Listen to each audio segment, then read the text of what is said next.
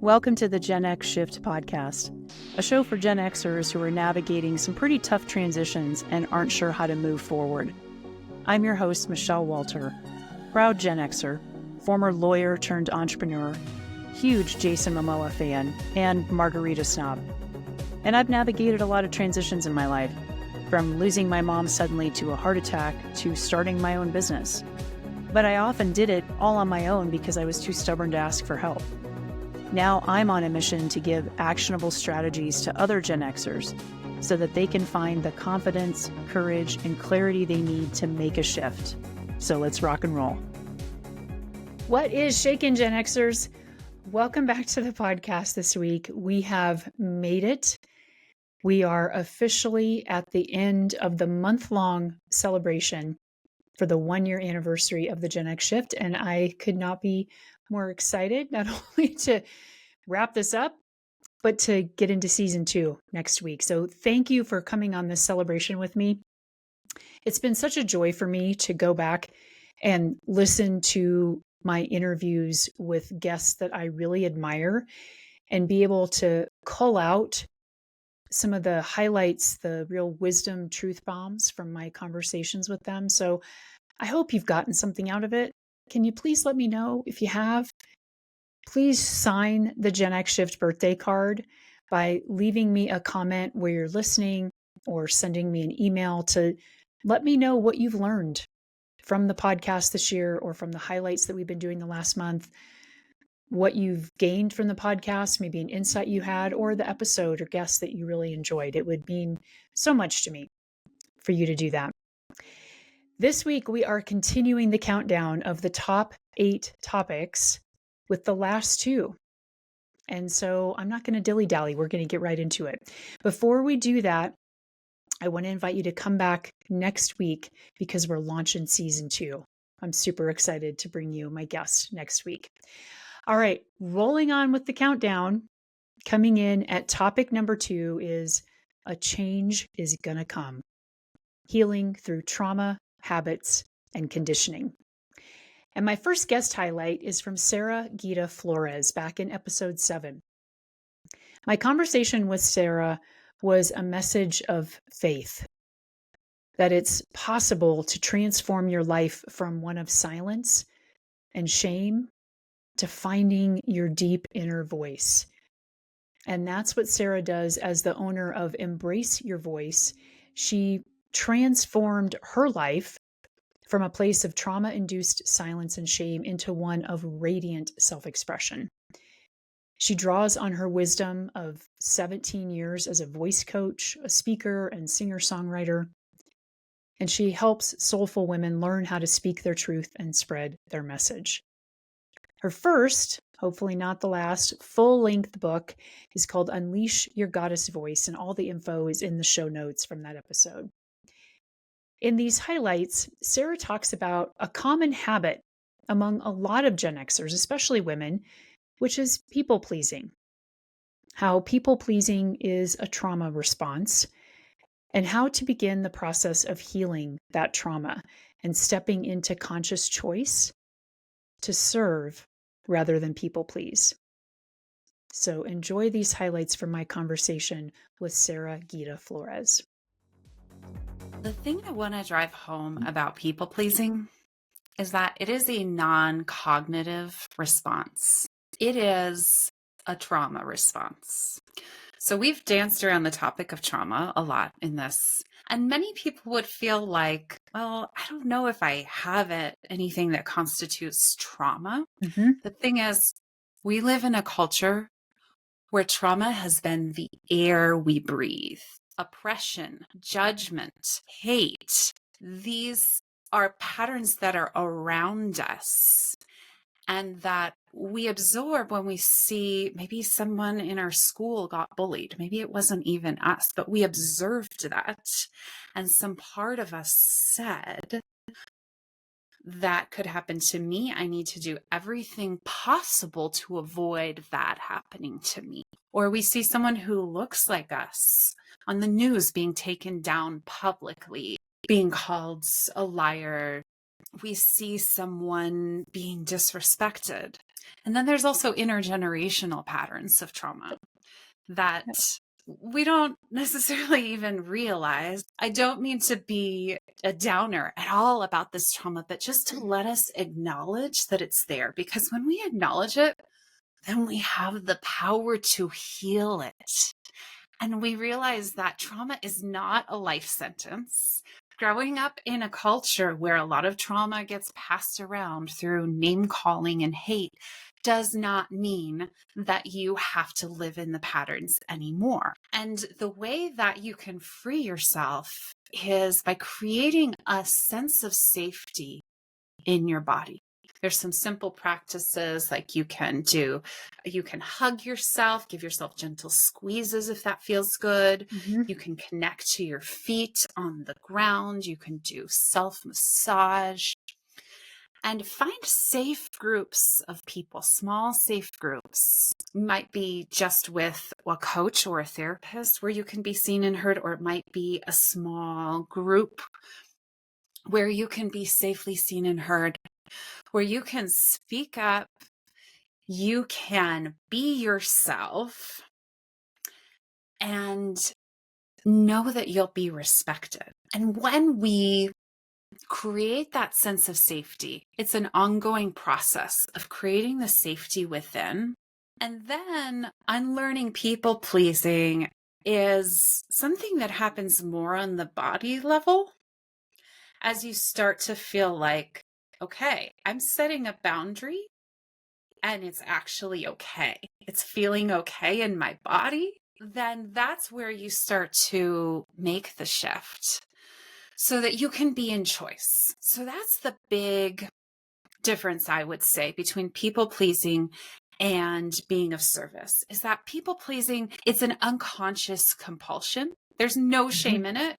I still have moments of people pleasing that come up, right? It's not like I'm 100% healed with this, but I have learned so much and come so far. And what I've seen, that the key is having empowered choice.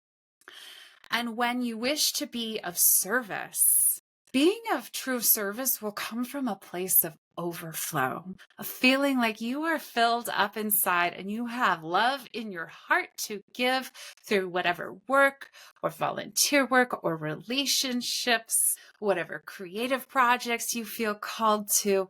So it comes from that place of choice and overflow, of feeling like this would bring me meaning, and I have the trust that it would bring meaning to others as well. If anyone is listening and feeling like, yes, I know there's some things to heal, but it's just, I don't have the time. I don't have the space in my life. It's so intimidating. I don't have the capacity. I want to let people know that where you're at is okay. And I want every single person to know you can heal.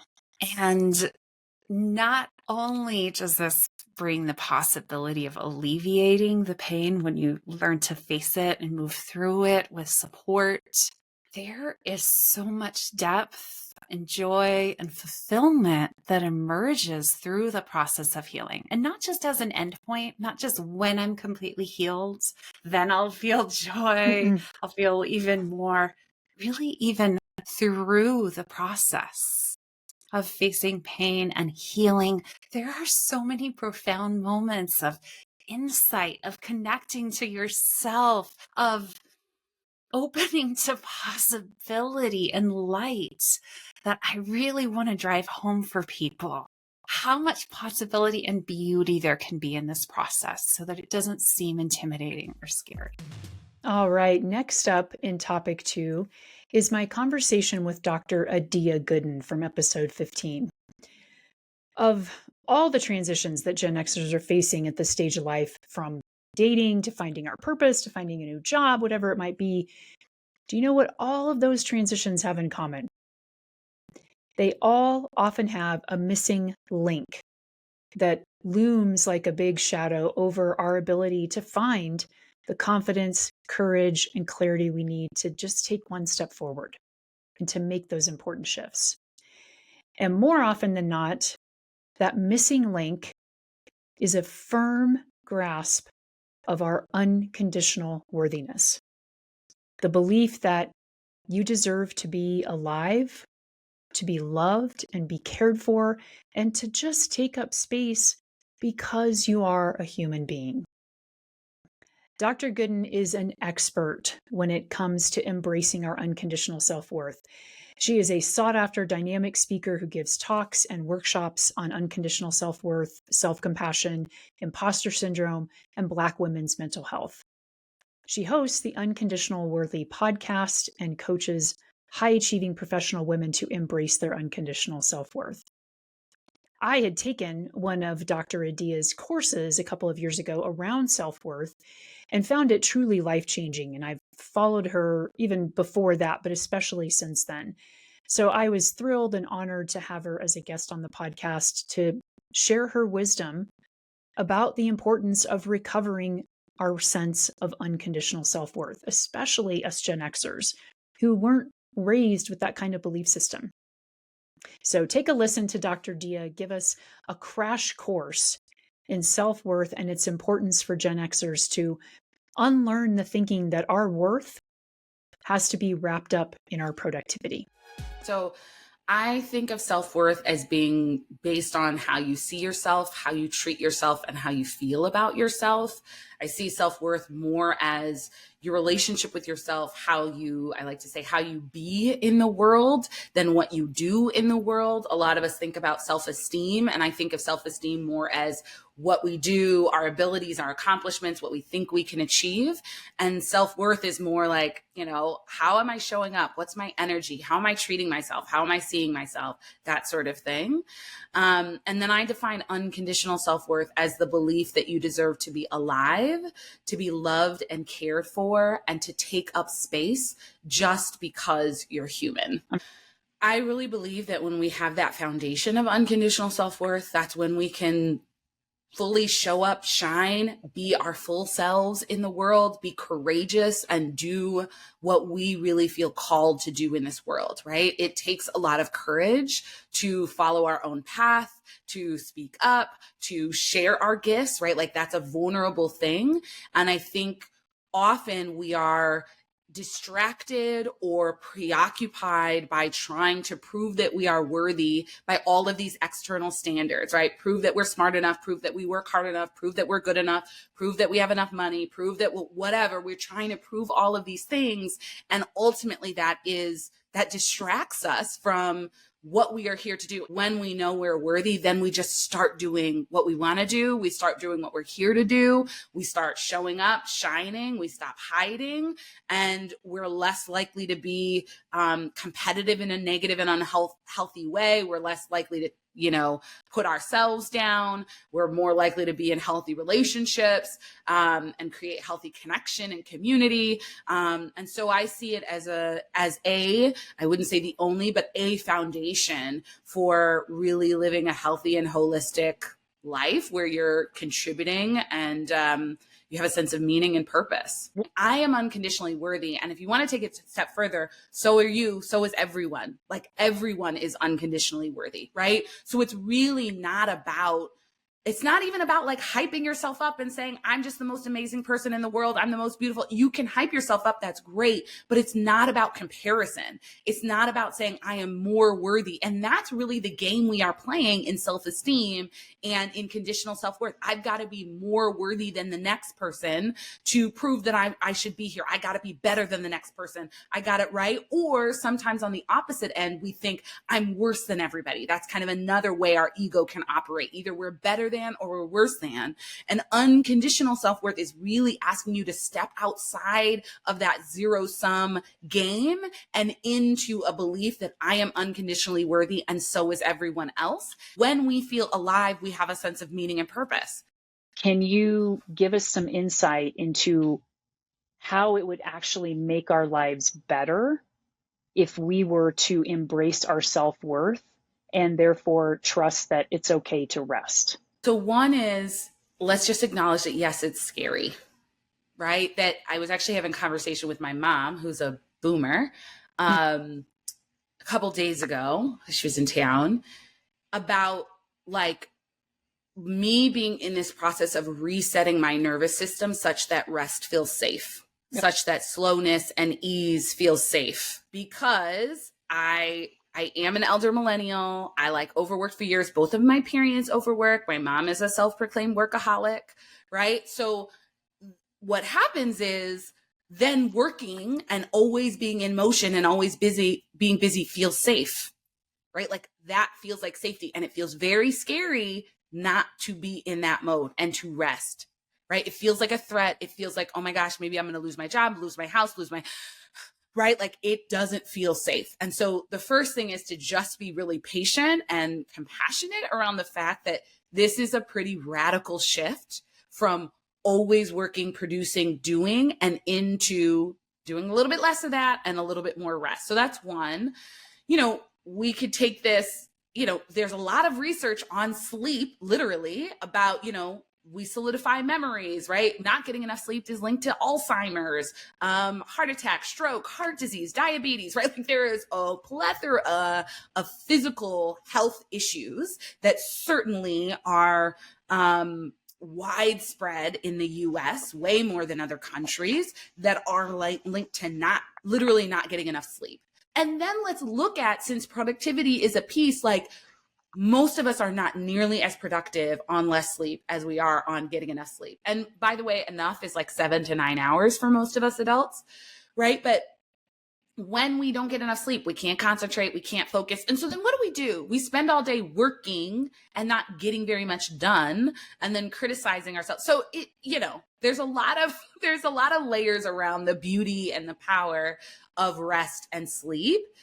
And I think when we know that we're worthy beyond our productivity, that helps us to give ourselves permission to take that rest, even when we are transitioning into it and it is scary and our nervous system feels like this isn't safe.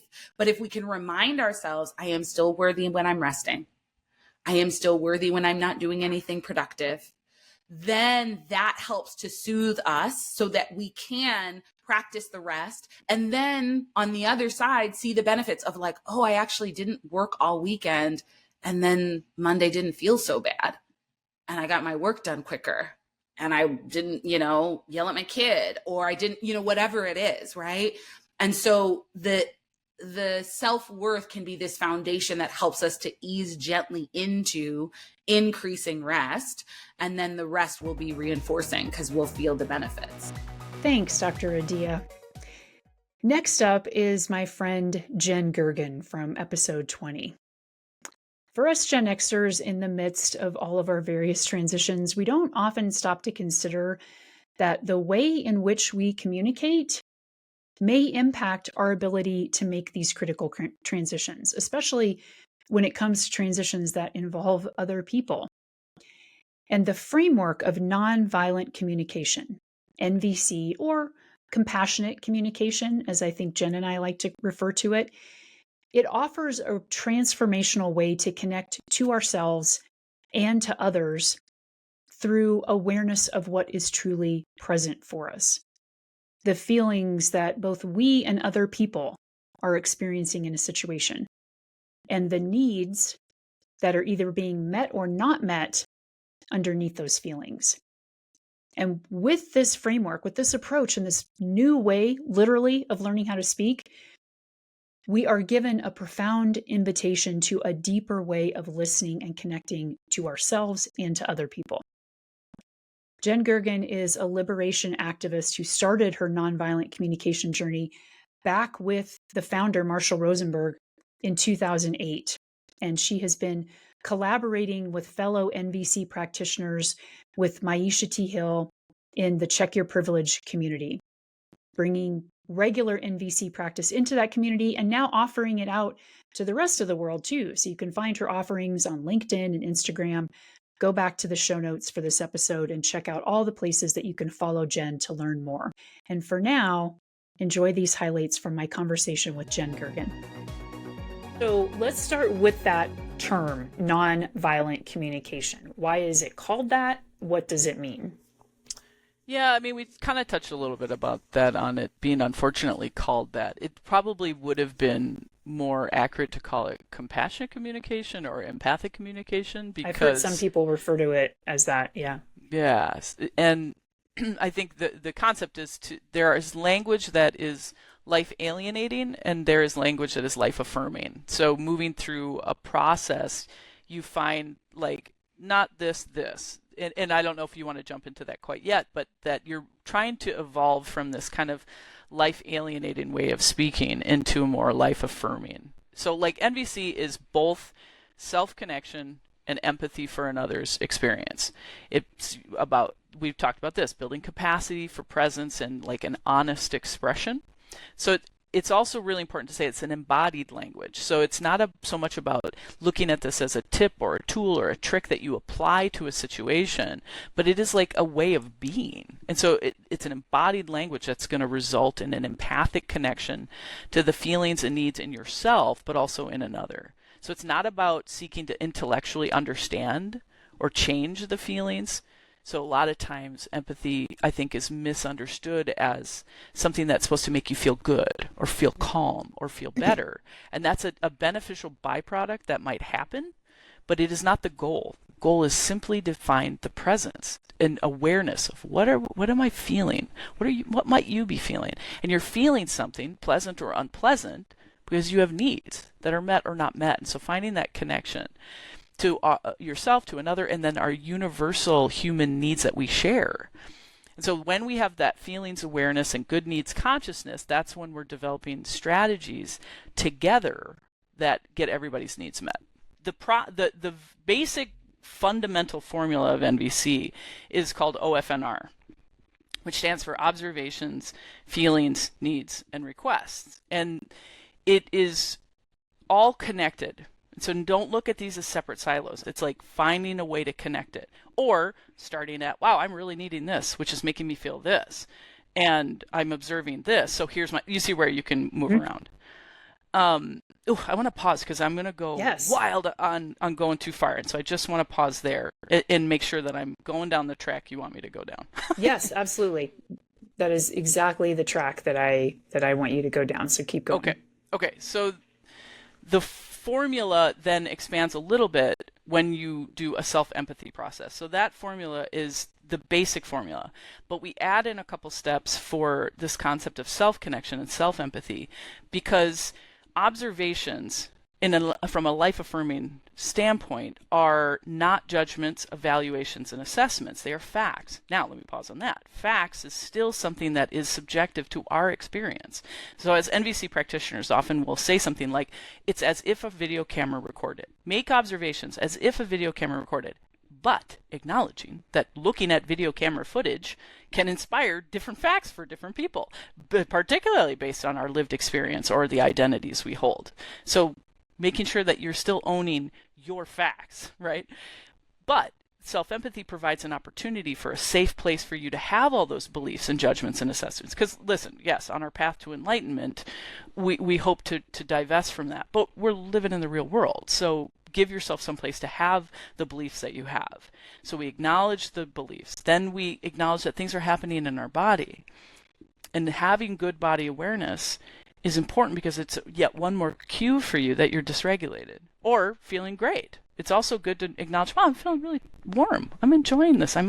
This is what content feels like. I really want to be mindful and show some gratitude for this. So don't just use NVC in these processes when you feel tension or conflict. Use them also in pleasant moments of gratitude. Mm-hmm. I've heard you say something very important, at least for me, about shutting up.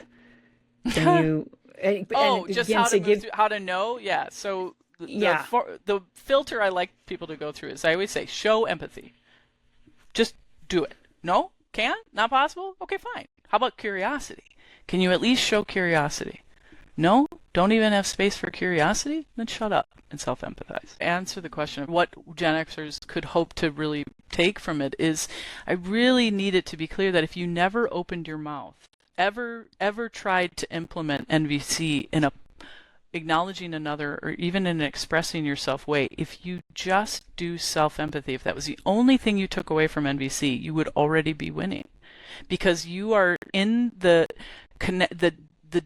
we are in spaces where we are not only caring for aging parents, but we are caring for children. We are stuck in a history of less technology into uber technology, of less connectivity to uber connectivity. We are living the both and of that experience. And so finding a way to just calm your shit down, to just acknowledge all of that overstimulation and, oh my God, my fists are clenched, or like just getting some awareness of what is alive in you is a step towards healing your way forward, which I am quoting from myisha Hill in her beautiful book.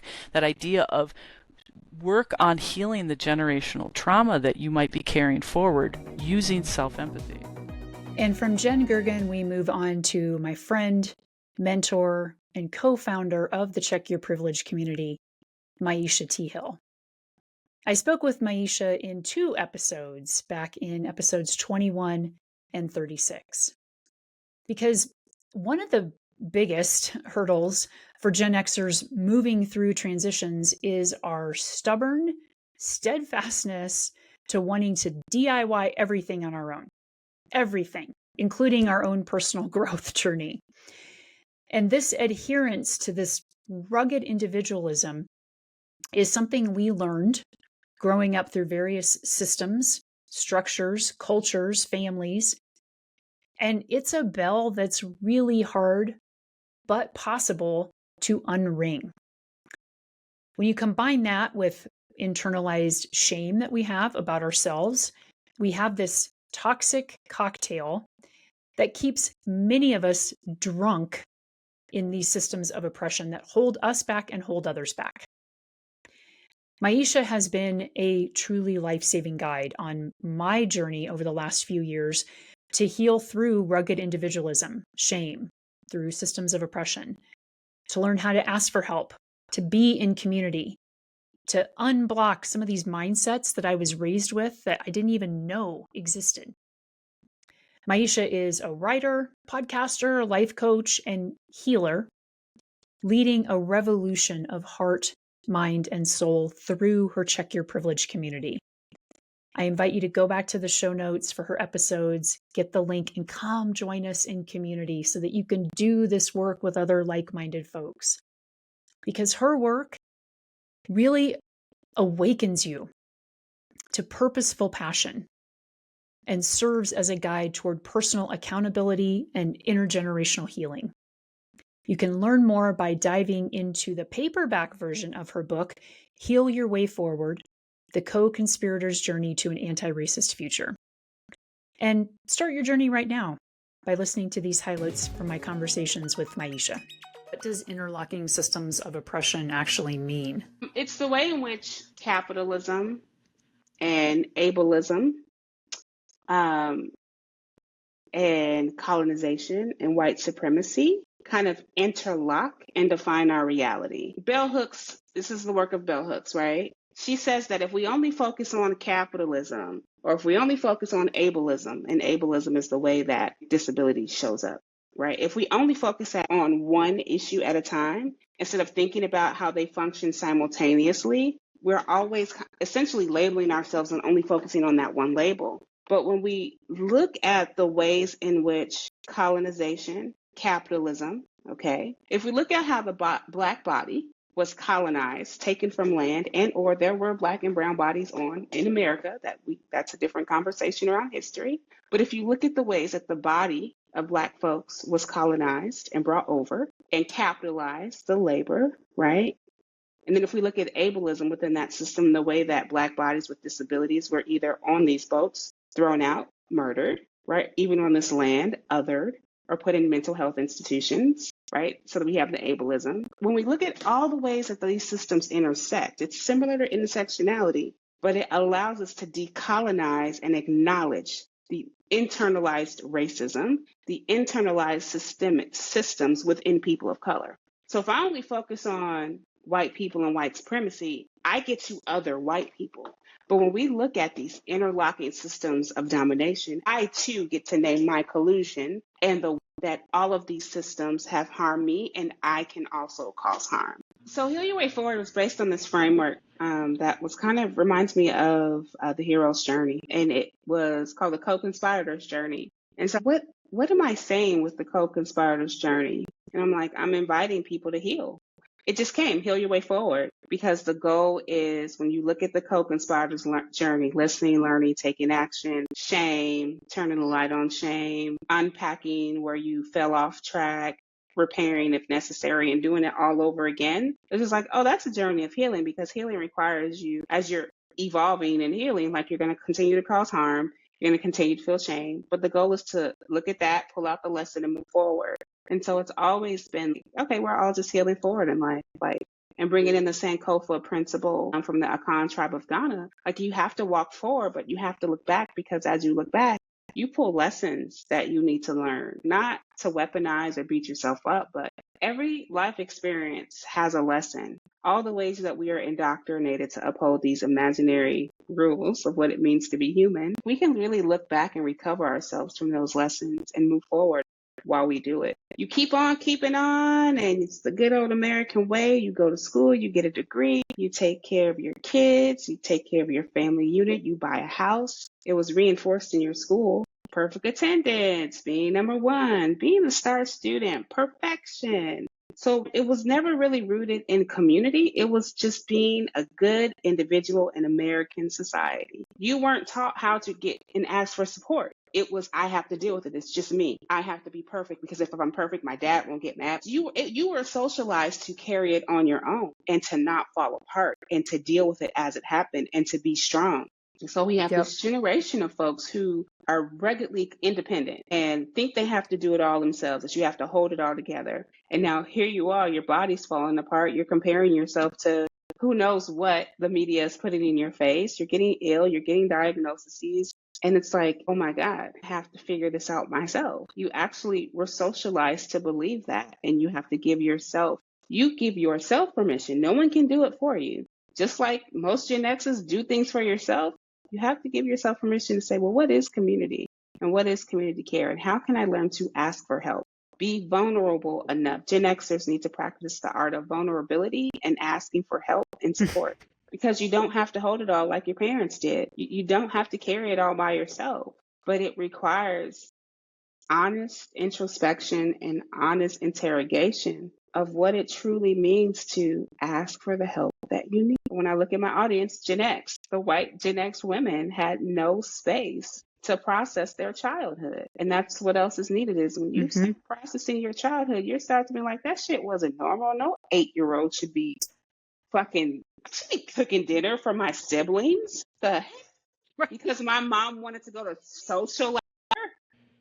Yeah, well, home by ourselves, like literally holding down the fort. That's why a lot of us were latchkey kids at the age of like 8, 10. I was babysitting my brother by myself when I was 11 years old. That's a lot of responsibility. Yeah, like you were parents of your younger siblings. So sometimes you had to parent your parents, even as they age. Why is community so important for Gen Xers to be in, no matter what transition and shift they are facing in life right now? Yeah, because a good community is focused on the we. A good community is going to be able to say, that behavior is showing up. It keeps you accountable, right? A good community offers care. It's shared values and shared belief. It's not codependency. You're not forced to have the same belief system.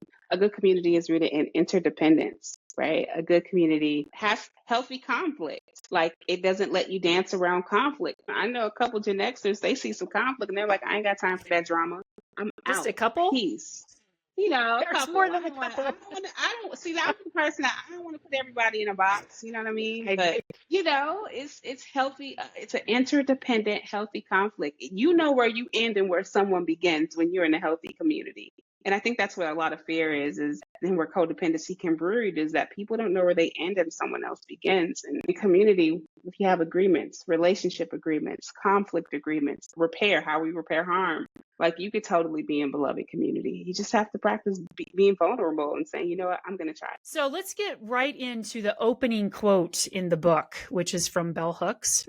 And the quote is, I want my work to be about healing. Can you tell us what that quote means to you and why you felt it was important to open the book with that? Yeah, I think it's because we live in a society, right, as Americans. One of the first things we say is, what do you do for a living? And so a countercultural response is, I work to heal the world. What does that mean? It invites deeper dialogue. And also for me, my work it's not about me. It is about the healing. There is a higher, I never can put words to it. Ancestors, elders, life experience. There's something about being called to work with a collective of people who have caused harm so that they can understand and see that this is actually healing, right? I really want my work to be representative of what healing means as an embodiment practice as well.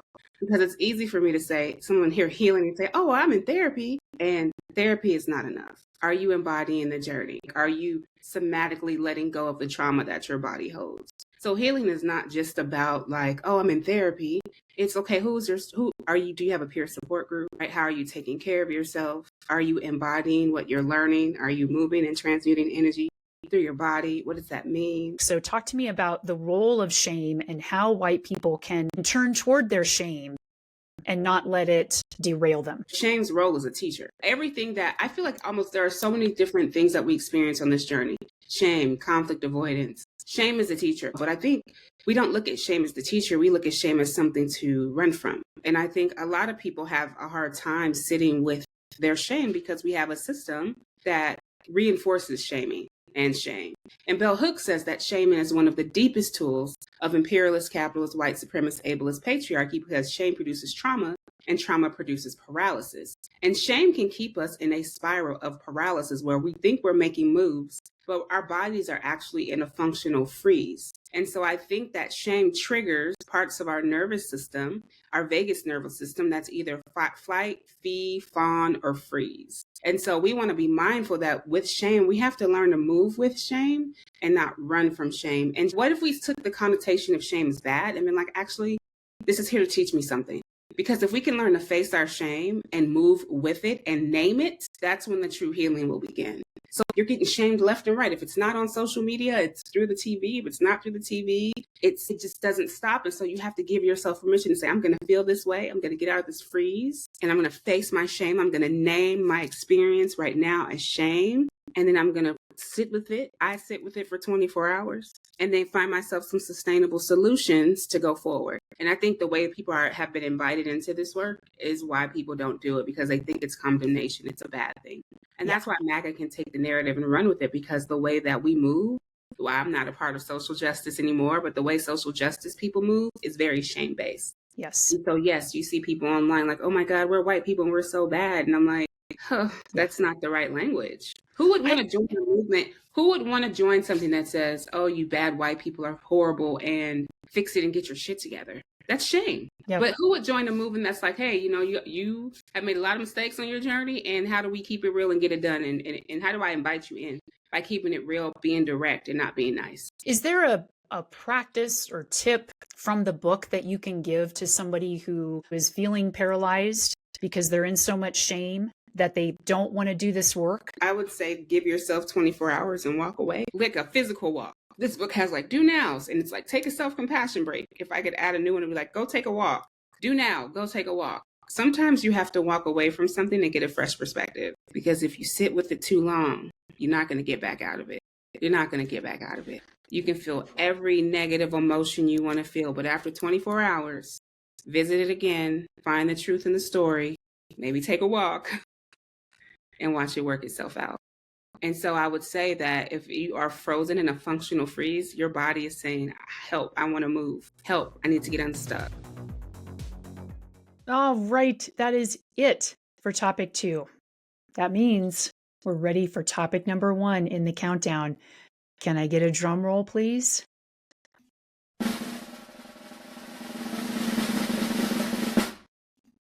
I actually can get a drum roll. That was awesome. Coming in at number 1 is the topic of express yourself, reinvention, personal growth, and mindset. And my first guest to highlight is Holly Chayes from episode 11. This conversation with Holly was one of my most unique. She's a personal style coach, not somebody I would have ever thought I would speak with, but her conversation was epic. And we also did it from my very messy, insane shit show of a closet, which I have since cleaned. And by the way, thanks, Holly. My closet brings me so much joy now. I walk into my closet and I'm just happy. Are you happy when you walk into your closet or when you open your closet if you don't have a walk-in closet? Anyway, Holly is a personal style coach, and she is a consultant focusing on everyday, genuine style. So she helps you build the wardrobe that you love. And as she said, even when you're running late, fighting a cold, and it's laundry day. So if you're one of those Gen Xers who has a closet full of clothes that you don't wear anymore, maybe they don't fit right, or they just don't feel like you anymore. They don't convey who you are and who you want to be. Or maybe you believe that you have to dress a particular way for work or when you go out. Whatever it is, if you're dressing in a way that doesn't match who you are, then this conversation is for you. This is for the Gen Xers who never thought they would utter something like, quote, personal style. Trust me, you will embrace that phrase after you listen to the highlights from my conversation with Holly.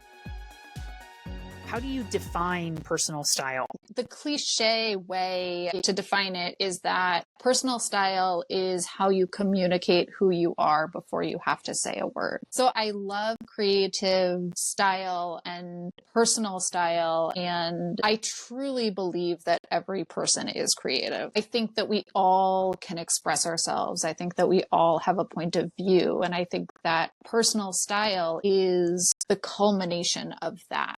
Like, we talk about personal style as it comes to clothes, but it's also interior design. It's your communication. It's how you write. It's how you speak. It's how you walk. It's how you have friendships. It's how you relate to your family. It is the essence of you expressed in the world. And I think that's one of my favorite parts about clothing is it is both identity and part of who we are, and it is utterly practical of we have to get dressed every single day. And that's why I focus on the days when you're running late, fighting a cold, and it's laundry day, because if your style doesn't work, then it doesn't work.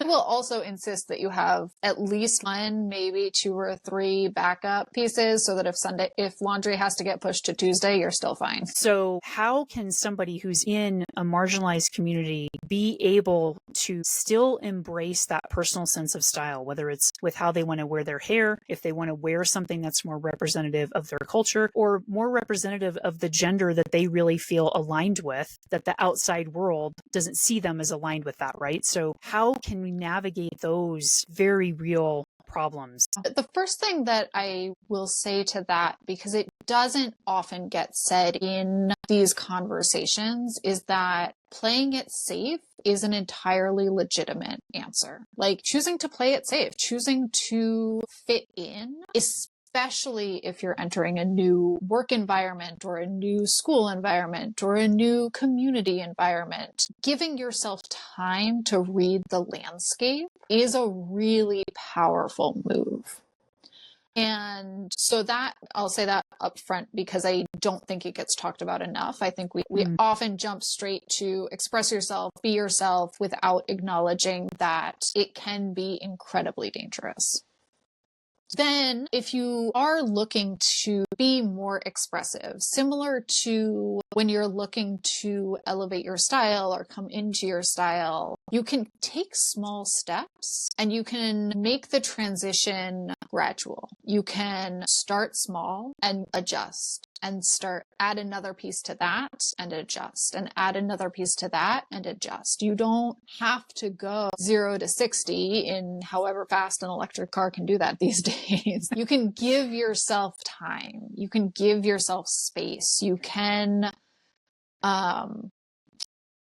start with running errands. You can start with people who you know love you and will accept you as you change your style and begin to express more of who you are. Whatever the representation that clothing has for a particular point in your life, we really want to recognize that there can be some very legitimate and understandable grief associated with not wanting to let those clothes go. So walk us through how you would support somebody through that grieving of being able to either say maybe or finding a way to eventually letting those go if that's the right decision for them. I think the first thing that I do is there's no wrong answer. Like, I always say that if we go through your closet and you decide to keep every single piece of clothing, that's okay because you have decided.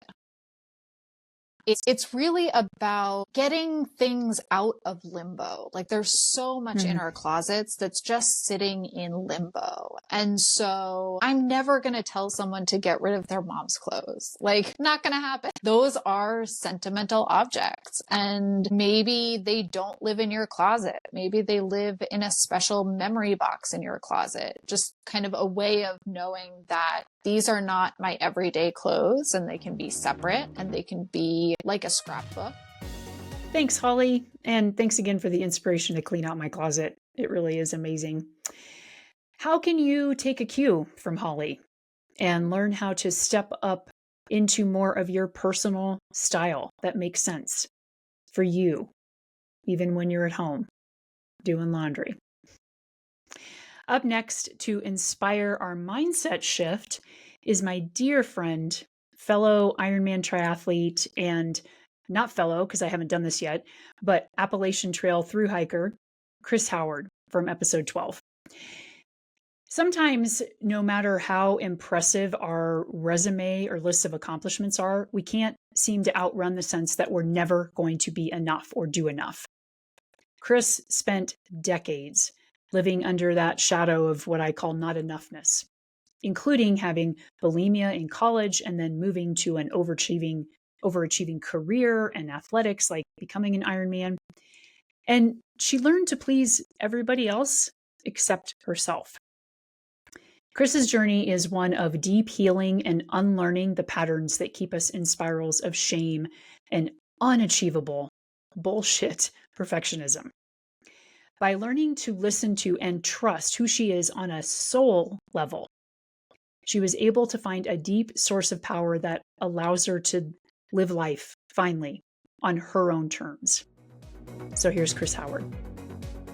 I think it's more than just the body image, honestly. For me, I think that it's self-acceptance. And I think that's really where it is. And it's a journey of self-acceptance, of the movement from I'm not good enough, I'm not worthy, to this journey of I am good enough, I am enough as I am, and I am worthy as I am. And that is a long, long journey. So it presents itself as bulimia, but then later it presented itself as this over-exercising super achiever, world champion, right? And then I'm sure we'll talk about that one. And then it presents itself as being, this perfection of, a career. And then so now I have in the last, I would say 5 years or so, coincidentally, in parallel with going through menopause. So I think that's no accident here, where I have gone through this journey of self-acceptance, and I am just now entering a new era of living life on my terms, regardless of the consequence, and recognizing that a life lived by my own values and in alignment with my values give me a much greater sense of joy than trying to please other people around. Looking back now at the younger versions of Cris, what do you wish she would have known back in her 20s and 30s that you would like her to tell her now? The key is that I'm worthy. It's that simple, that I'm worthy. I never felt like I was good enough. I was a female. Just that alone is not good enough. I will never measure up, ever. And so I drove myself to great lengths to be the best at it. So if I could go back to my self, right? If I could go back to little Christy, back in my 3-year-old self, as I'm developing this kind of perception and how I fit into the world, I'm worthy. It boils down to that. You are worthy of love, little Christy. It's that simple. What was that allure of the Appalachian Trail for you? I needed that adventure. I needed I needed to find my soul again. And it was really wild when I saw that map of the Appalachian Trail. And mind you, this was not a lifelong goal. I tell some people it was a lifelong goal just because it's easier to digest that way. But honestly, it was a 60-day goal. Remember, all the skills that I gained from not being good enough really serves well in these moments. Yep. I know how to bring it. But I just needed that ground shift change, that seismic change that shocks the system,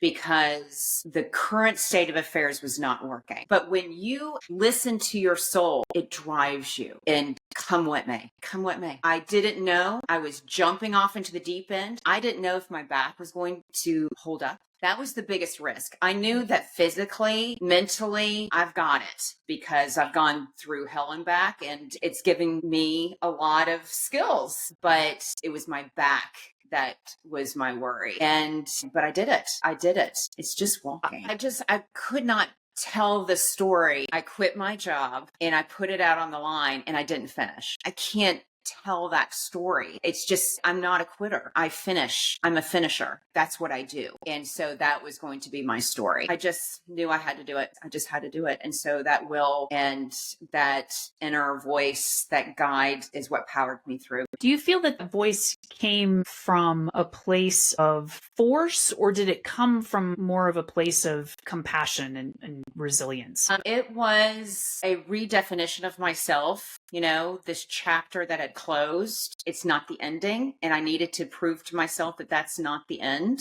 right? I don't have to be an Iron Man to find that wholeness. I can find it in other places. And in fact, it has opened up so many doors. But I think moreover, all I needed in life was what I could carry on my back, and 25 pounds in the winter and 19 pounds in the summer. And I wore the exact same outfit every single day. My shirt got so tattered and it had holes all over it where it had rub marks. And then it was so bleached that I actually turned it inside out to look like it had color, and it was so bad. And my feet and my shoes, because you're stepping through mud all day long, not an exaggeration. And the mud is decayed vegetation that smells like a bag of rotten spinach. And I smelled like that, right? But what I learned in that journey is this is all I need, and I'm enough as I am. Thanks, Cris. And speaking of spending 20 or 30 years trying to please other people and live up to outside standards, I want to bring you some highlights from my conversation with Michael O'Brien from episode 14. Most Gen Xers have spent a couple of decades at least trying to prove ourselves, right? Our worth, that we belong, trying to live up to these external standards and check the boxes of what society and other people think is acceptable or responsible or professional or successful, while simultaneously shutting down the parts of us that we've been told don't match those external definitions. Until one day, when life smacks you in the face, or in the case of Michael O'Brien, a truck smacks into you.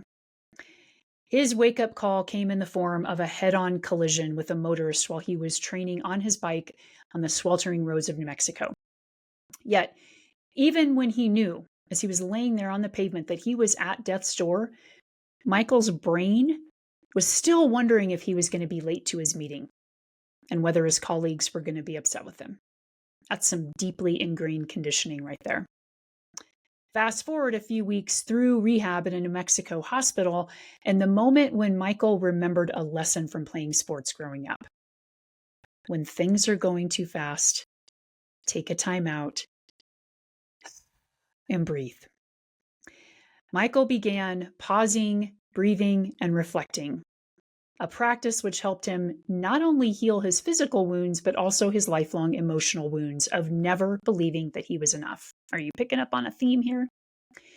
Michael is a qualified meditation teacher, executive coach, endurance athlete, and creator of the Pause, Breathe, Reflect Meditation and Gratitude app, which I highly encourage you to go back to the show notes and download. I've downloaded it myself. It's so personalized and practical. I absolutely love it. So take a moment now to pause, breathe, and reflect as you listen to these highlights from my conversation with Michael. On the morning of July 11th, that's when I had my famous last bad day accident when a Ford Explorer crossed the center line of the road and hit me head on as I was training.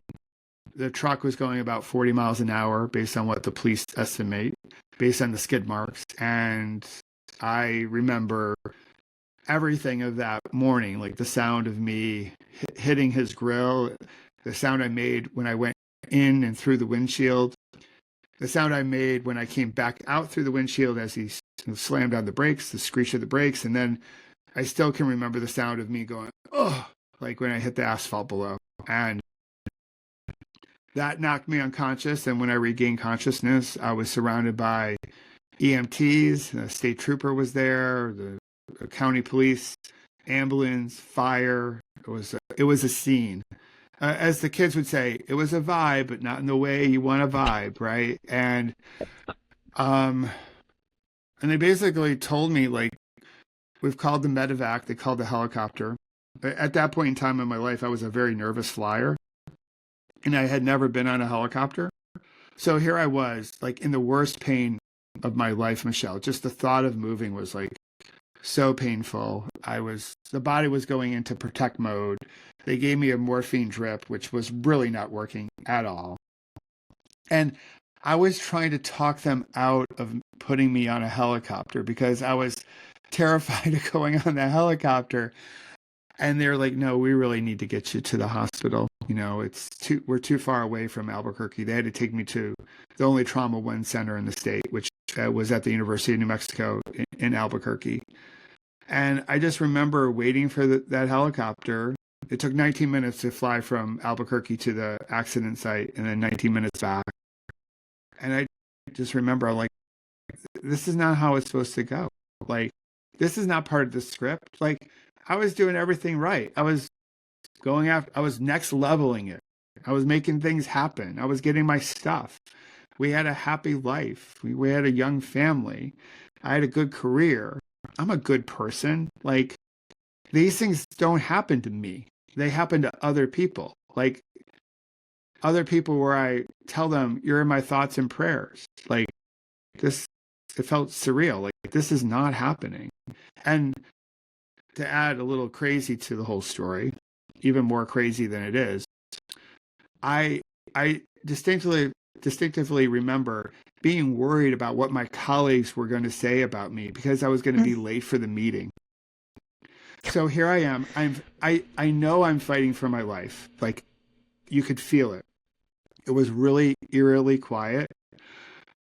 You could tell by the expression and the energy of the EMTs. They were desperately worried for my health. I later learned that the state trooper got called in only because he was told that this guy's not going to make it. And in the state of New Mexico, only state troopers can pronounce people dead at the scene of an accident. So everyone was betting against me living.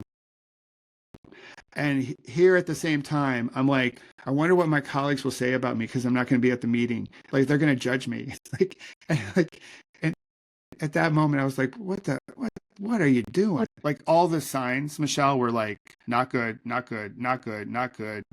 And I just remember trying to will myself not to fall asleep. That was sort of my language.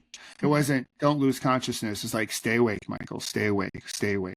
Because I thought if I lost consciousness or if I fell asleep, as I was saying to myself at the time, and they landed on the roof of the University of New Mexico, down the elevator. I went right into the trauma center, trauma room, 25 people waiting for me. It was like a scene out of ER, like, you know, which was like our Grey's Anatomy for Gen Xers. You know? And they got me hooked up on IVs and met my orthopedic surgeons. How long were you in surgery? That day, about 13 hours. The first full day, I needed like 34 units of blood products. So that's like whole blood, blood plasma. I was, you know, what happened that created a life and death situation is that when my left femur was shattered, because I broke a whole bunch of everything. I had road asphalt in me. I had glass in me. Abrasions and bruises, but that femur fracture, when it blew apart, it lacerated the femoral artery. So I had damage to a lot of my nerves, and I still deal with a lot of that even today. So that accident took a brief second to happen, just one moment, but it's left me with chronic conditions that no one really knows if they just see me out on a bike ride or they see me doing a talk at a company. I look pretty normal as I can look. But I go through the aftermath of my accident every day, like I'm dealing with something related to it. I wanted to get out of the hospital. I was in a rehab hospital at the time. And in a lot of ways, it was a timeout to be like, okay, let me start the morning off on the right foot. I've always been a morning person. So I got out of bed, into my wheelchair, found a quiet spot in the hospital, and I did my very first box breathing pattern. And I didn't tell anyone because, one, I wasn't really sure if that was meditation or mindfulness, or I really didn't know what the difference between those two words were. But I knew I just had to come back to my breath to slow the game down. And then in that space, I set my intentions for how I wanted to show up for my rehab, for my day, for my visitors, for when my wife and girls came in. It was just a way to be like, okay, let's try to put down a cornerstone to a good day. And trying to adopt an attitude that if I can make a little bit of progress every day and I can string a few days together, then maybe I'm going to make a little bit more progress. And so when I talk about this whole concept that day, July 11th, is my last bad day, a lot of folks at first will be like, oh, is that like positivity, like plus or whatever? And really, well, there is positivity and hopefulness and optimism in it. But it's this notion that if I could go to bed every night and I have people in my life who love me and I love them back, then I can't call the full day in a binary way a bad day. I can go through that day and have some really bad moments. I can have some challenging moments where I'm pissed off, angry. Also moments where I feel joy and happiness and community. So we have like our days are filled with all these different moments. So to get to the end of the day and you still have people in your life where there's love and community and they love you and you love them back, I was like, I can't call that day a bad day. We're getting there. We're almost to the end. And next up is fellow coach Sue Willoughby from episode 34. The big message from Sue is that you are never too old to try things. Sue is a fabulous inspiration in that regard. Her story of resilience will have you mesmerized and flabbergasted and speechless, as clearly I am. She grew up as the only child of an alcoholic mother and divorced parents, and she learned about being curious and entertaining herself. It's been her lifelong thread. Be curious, be curious, be curious, and try new things. At age 17, she came out as a lesbian to her mom, only to have her mom come out to her at the same time. Her story invites you to constantly try new things and never succumb to just one identity around who you are, especially in life after 40, when we're wondering, is this all there is? Is this all I will ever be? And the answer is no, because no matter how old you are or where you are in life, you are never too old and it's never, ever too late. These highlights from Sue will inspire you to bring more curiosity into your life and maybe to ditch your bucket list in favor of just doing the damn thing. I was messed up. I was really messed up. I was drinking too much. I was partying too much. I was whatever. And I just felt like I couldn't go on. I was depressed and I tried to take my own life. I attempted suicide at that point. And clearly because I'm still here, I didn't succeed. And I would love to tell you, Michelle, that it was an amazing wake up moment and my life changed and everything. It didn't. I was just like, well, shit, I'm still here. And I kind of just stayed on that same, not entirely self-destructive trajectory. I mean, I was still finding my way in the world, and I was not a great person in terms of I I didn't have a lot of self-respect, I think. And I also, therefore, did not have a lot of respect for people that I was involved with. And, I cheated on people. I was just charging forward in my own awkward, self-destructive way, I think.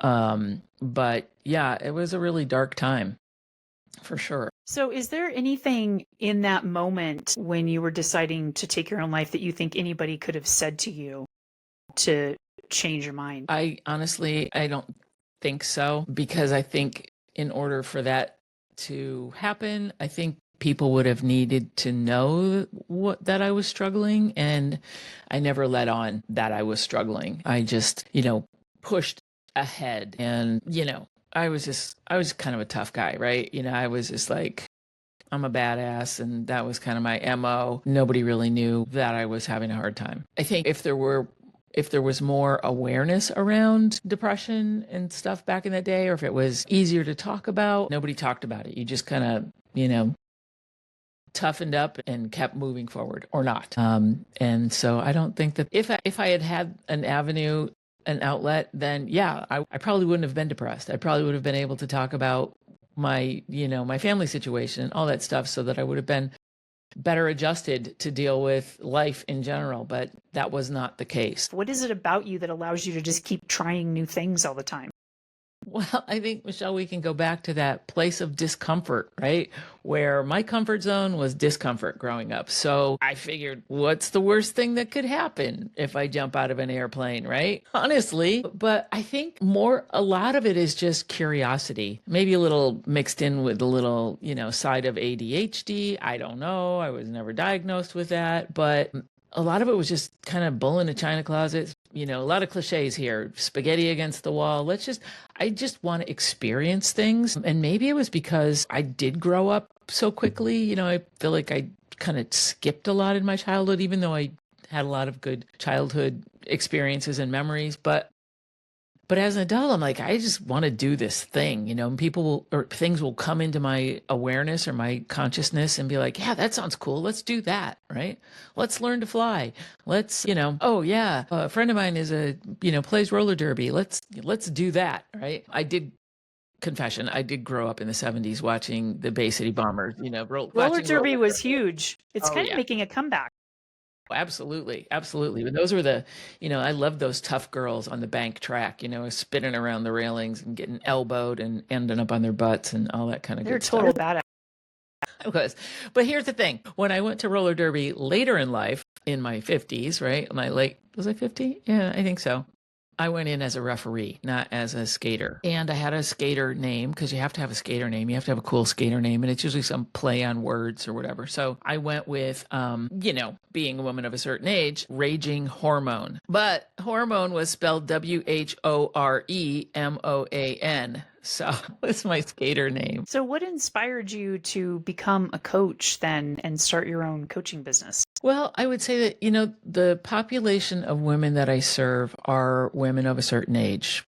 I say over 40, but it tends to be women either in their late 40s or 50 plus. And because I am not afraid, clearly, to get out of my comfort zone and try new things, I think that made me understand that I could help people, be the coach that you always wish you had, right? Let people know that it's okay to try new things, and it doesn't matter. You're never too old. You're never too anything, because we have so many excuses. I'm not old enough. I'm not cute enough. I'm not sexy enough. I'm not rich enough. I'm not. And I'm here to tell you that you are. You're more than all of that. And, borrow some of my courage, borrow some of my, my risk taking. I'm not saying you have to jump out of an airplane. I'm not saying that you have to do roller derby, but if you want to, knock yourself out, right? I don't ever want to not try things. So I don't want to have a bucket list where, I'm on my deathbed going, God, I wish I'd played polo at 63 or 4 or whatever. So I want to give people permission, which a lot of people don't do, is give themselves permission to explore. Right. And I think it because of so many things, the layers are deep about being vulnerable or whatever. And I chose to go into coaching through Equus coaching, which is working with horses as my coaching partners to help people peel back the layers in a different way and be in the energy and the intuitive wisdom of horses to get to the cut through the bullshit quicker, basically. So I studied, several years ago. I saw the beauty in horses. We're kind of shifting gears a little bit, but this is the back way. That horses are very good in the healing process. They can help you heal mentally, physically, whatever else. They just have this innate ability to connect with humans. So I saw all that support by volunteering for therapeutic riding programs and so forth. And I wanted to be able to bring that to people without riding in a way that was healing and have them help me. Now, I coach with or without horses, so I don't need them to coach, but a lot of my healing journey was brought on through my connection with horses, even when I didn't realize it. I would say that my ideal client is someone who has had an identity that either no longer exists or that they'd like to get out of, and try new things in their life and figure out what it is that they can do. So it's my job to say, okay, where have we been? What have we done? What do you want to do? Where do you want to, and it's a process. It's not going to happen overnight, but letting people give themselves permission to take that tiny little turtle step. So I would say women of a certain age that are curious about what can I do now? How do I even know what joy feels like? How do I even know what curiosity feels like? So it may be as basic as that. All right, here we are. My last guest to highlight from this last year. Can I get a round of applause? Yes, thank you. Thank you. Thank you. Appreciate that. Yes. Okay, I'm having way too much fun with the sound effects today. Maybe more sound effects in season 2. We'll see. My last guest is with my friend Ellen Latzen from episode 35. Ellen was Ruby Sue on Christmas Vacation. She was the daughter in Fatal Attraction. And I also just recently learned, which I'll put in the show notes for this episode, that she was in an ABC after school special, which I watched, and it was really good. It was something about like One Over the Limit or something. I'll link it in the show notes, but I mean, go back and watch it on YouTube. It's pretty cool. Anyway, if you are wondering what has happened to your motivation, if you're feeling like the pilot light burnt out on your creative spark, or if you're just kind of struggling to know who you are now in your 40s and 50s, well, here you go. Ellen is your girl.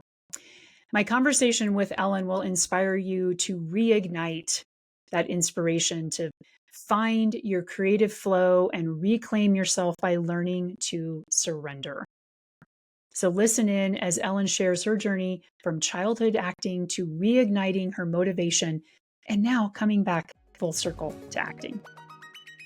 The arts and creativity has always been a major part of my life. I was creative when I was a kid.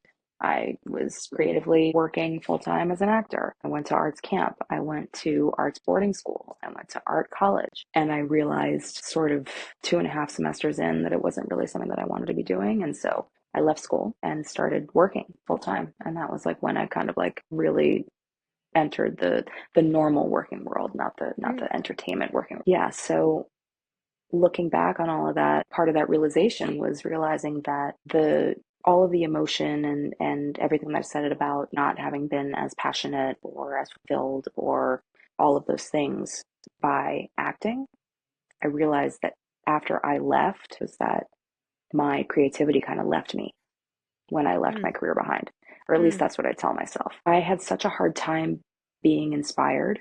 Inspiration was something that like had left me, and it was so profound, that loss of inspiration, that for years, like literally years, I couldn't remember the word inspiration because it had left me completely. And it's not that I wasn't inspired. Of course, you can't not be inspired by things. Like I was, but as far as creatively and having that drive, having that motivation, having that like real spark, that just didn't really exist in me anymore. You know, if it did, it was very fleeting. It would be there for like a second.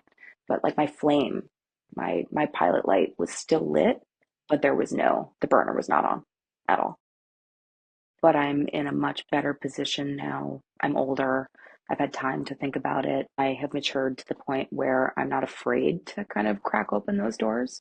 Mm-hmm. And I mean, self-betterment has always been my thing throughout life, but I wasn't as serious about it. Maybe not serious, but I wasn't as like, I guess, equipped to really meet some of those issues head on as I am now.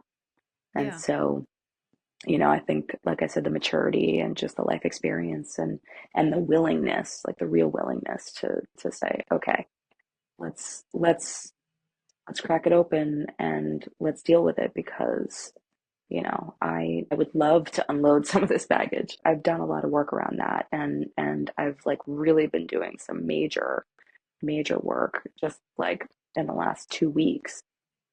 I decided towards the end of the year that this turning over a new leaf, not even just a new leaf, just like completely rewriting my story, and there's a lot of work to be done there. And the creativity part is playing a major role for me right now. I was somebody that forever like lived in the present. And if something wasn't working out, I needed to change it.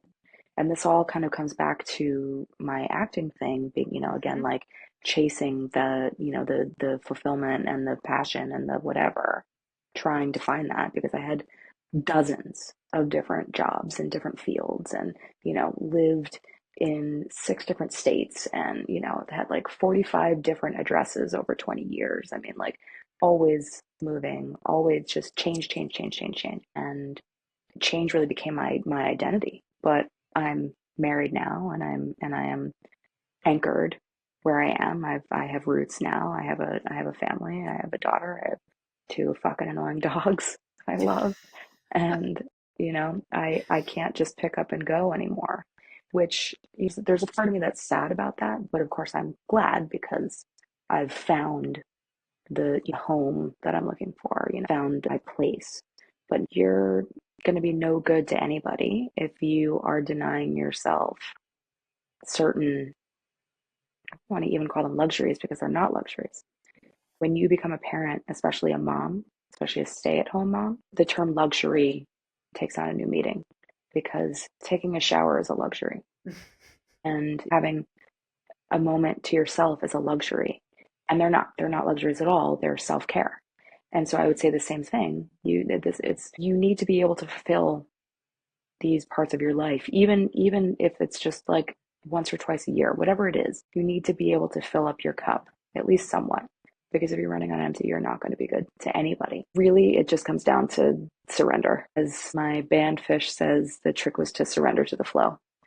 And it's so true. What I have found is that when you obsess over something, and when you like really try to control it, and you really like want something so badly that you're putting all of this energy into it, and generally it's things that aren't meant for you, but you can't see it in the moment. The more you reach out for it, the more it moves away from you, the more you're pushing it away. And it's hard not to obsess. It's hard not to, and there's a line, right, between like manifesting and obsessing. And you can only manifest if you surrender, if you are clear in what you want, right? But then you release it and you leave it up to the universe. Thanks so much, Ellen. And maybe I'll take a page from Ellen's story. How can you surrender more to the flow today? I know that's a hard pill for a lot of control freak Gen Xers to swallow, and I've witnessed the power of it myself firsthand. I know it's possible. I know it's hard. I know it's scary. We don't have to totally let go of the steering wheel, but we can stop white knuckling things so much. So let me leave you with this. What's one way that you can loosen your grip on life and surrender to the flow today? One small step. Maybe that's taking a different way home from work. Letting your kid pick out what you're going to wear for the day. That's a big one. Or sending out an email with typos, which I do all the time. And I love it, because typos will not make the world stop going round and round. So that's it.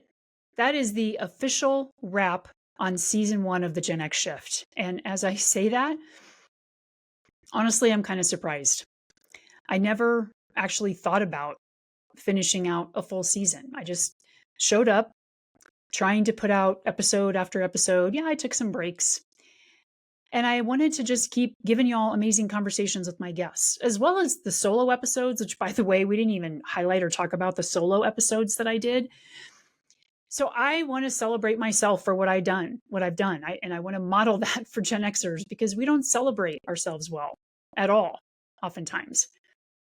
I want to celebrate what I have done. Could I have done it better? Could I have showed up more consistently? Could I have asked better questions? Had better lighting? Maybe colored my hair more often so the gray roots aren't showing up so much? Yes, to all of the above. But I fucking did it. That's the bottom line. It's not perfect because there is no such thing. I could have stayed stuck in the illusion of doing this, quote, perfectly, and never actually gotten it off the ground. And as with so many things in this business and in this entrepreneur life, I am literally building the plane as I fly it. And it's a bumpy ass ride, oftentimes nauseating, oftentimes a put your head between your legs and hope for the best kind of ride. But I'm still flying. And I'm so glad that you have been along with me, flying on this journey this whole time. So keep flying high with me as we kick off season 2 next week with a big bang. Remember to please help me grow this podcast by just sharing it with one other person. If you can just share it with one other person, ask them to share it with one other person. Take 2 seconds to click the star, leave a rating wherever you're listening, or take 60 seconds to type a review. That's all it takes. And it helps so much. And if you want to continue to support this one woman, one dog podcast show, you can donate at Buy Me a Coffee. The link for that is in the show notes too. Thanks for being part of this month-long celebration. I appreciate you. And in the meantime, stay gold, Gen Xers.